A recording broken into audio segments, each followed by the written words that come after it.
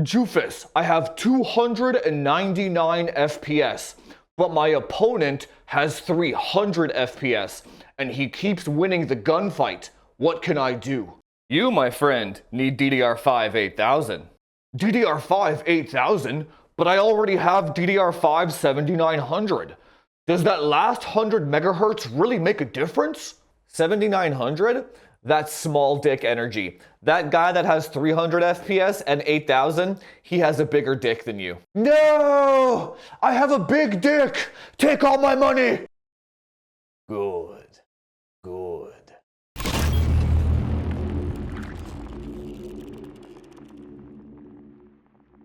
Okay, so here I have two motherboards, the Z790 Tachyon and the Z790 Apex. Now, these two are going to be the ones that you're going to be shopping for if you want to hit that magic 8000 number on your memory. So this video is kind of like a pros and cons buyer's guide of both of these motherboards. I've overclocked on them extensively now for a long time, so I've got a fairly good grasp on these things. Now, let me put this in front of the video straight up. This video is for gamers. When it comes to liquid nitrogen or dry ice or any kind of extreme overclocking, I have no idea. That's not what this channel is about. This is strictly for gaming performance, okay? So the pros and cons that we're going to go through with these motherboards is strictly for gaming, okay? First things first, right away, you can tell that this motherboard here is fat as hell, okay? This one is an eATX form factor, so right away, depending on what case you have, this might be a no-go off the bat. You have to make sure that your case supports an extended ATX motherboard form factor. Second point, this motherboard, the Tachyon, is $100 cheaper than the Apex, but it is ugly as shit. That's more of a subjective take rather than like an objective one. I don't think it looks nice. And the other thing that bothers me too, it doesn't have a built-in I/O shield. It's like, what is this, 1999? Come on, like, what are you doing? So if you end up losing the I/O shield for whatever reason, say goodbye to your resale value. For just it's something really small but super silly.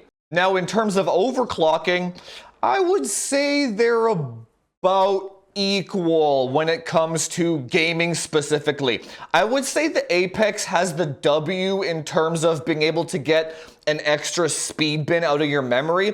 So let's say you have a 8000 kit of memory. This one will be able to get 8200. This one will cap out at 8000. Or this one will go to 8400. This one will kind of cap out at 8200. One bin down. But in terms of actual gaming, the FPS difference on that is 0, right? So if you want to have a massive cock and measure that on Reddit, then maybe this board is for you. Can't compete without 8200.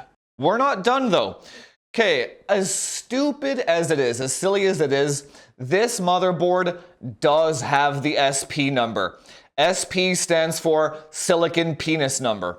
The bigger your silicon penis number, the bigger your dick is. Obviously, that's the whole point of that number. So that you can go on Reddit and compare it with other people. If you use this one, it has some kind of like bakery cookie number or something, but nobody uses it, so you can't really compare it. Now, in terms of XMP compatibility, what do I mean by that? I mean, if you buy like a 7600, 7800, 8000 kit and you throw it in, the W goes to the Apex very slightly. So I do a lot of consults with these boards, and this is anecdotal, but I would say if you have like a 7600 kit, it'll work on both of these boards probably 90% of the time.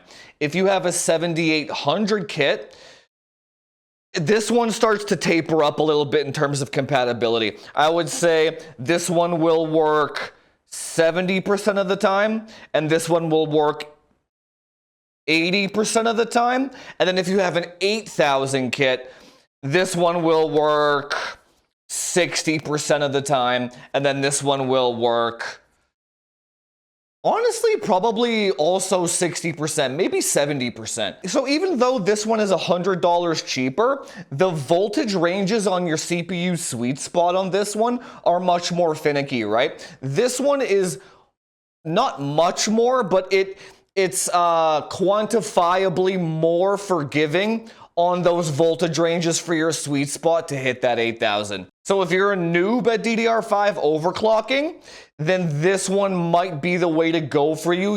It will give you an easier time. So if you are new to DDR5 overclocking, my recommendation would be to get a nice like 7600 kit that should work at XMP on both of these motherboards. You can have that for gaming, and those kits will overclock to 8,000. So basically what you're doing is you can use your spare time to fiddle with the motherboard to try and get 8,000. And then when you want to play games, throw your XMP back on, and then you can go and do that and not worry about it. Because the worst thing when gaming is crashing. Now the Tachyon though has one feature that makes it trump all other 2DIMM motherboards and gets the automatic recommendation. Here's why. What do you see in the I/O here? That's an HDMI port. The Tachyon is the only Z790 motherboard, other than the ITX ones, but those don't count. This one is the only 2DIMM Z790 motherboard that can double as a single PC stream motherboard and a workstation because it supports QuickSync and the iGPU. Such a small thing that's overlooked by all the other vendors and gives this motherboard a massive, massive W. So what does that mean? Well, let's say you're a streamer / content creator, okay? You have 2 memory sticks. You get the 24 gigabyte ones. Now you got 48 gigabytes of RAM at 8,000 megahertz. Now you got a bottom slot here for a capture card for a camera to stream off of. Now you got your built-in iGPU with an HDMI port to stream to Twitch on. So now you have a camera, you're streaming, you're recording, and you're playing the game all with no FPS loss. This is the only motherboard that can do that on the entire Z790 lineup. That's why I said this video was for gamers. This one, you get a streaming motherboard, workstation, and content creation all bundled in one for $100 cheaper.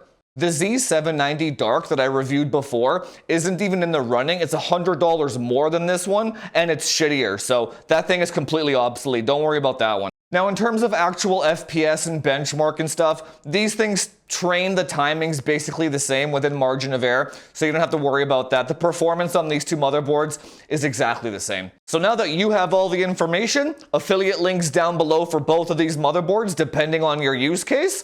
And yeah, just a super short video that I wanted to get across to you guys so you know the pros and cons of these 2 motherboards. And if you like the content, hit that subscribe button, do all the YouTube SEO stuff, like, share, subscribe, comment down below if you've tested or bought in one of these things, or if you need the iGPU, what would you use it for? And I will see you guys in the next one. Talk to you later.